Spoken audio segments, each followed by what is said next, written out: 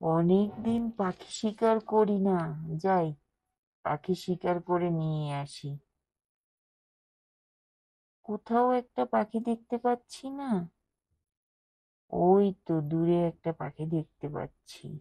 দেখি ওটাকে শিকার করতে পারি কিনা। পাখিটা চলে গেল। আহ আহ আহ আহ টুনি, টুনি, ও সোনা। ওগো, তোমার কি হয়েছে? তোমার শরীর থেকে রক্ত পড়ছে কেন?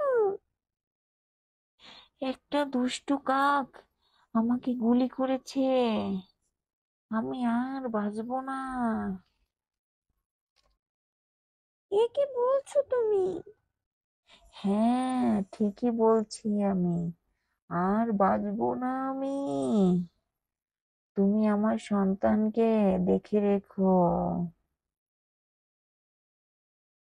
মা, আমার বাবাকে যে গুলি করেছে, আমি তাকে ছাড়বো না।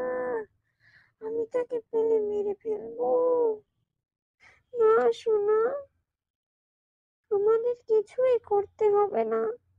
অন্যায় যে করে, সৃষ্টিকর্তা তাকে একদিন ঠিকই শাস্তি দেয়।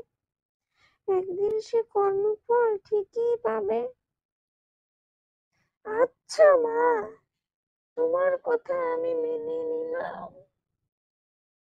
এত ঝড় বৃষ্টি হচ্ছে, আবার বিদ্যুৎ চমকাচ্ছে। এখন আমি কোথায় যাই?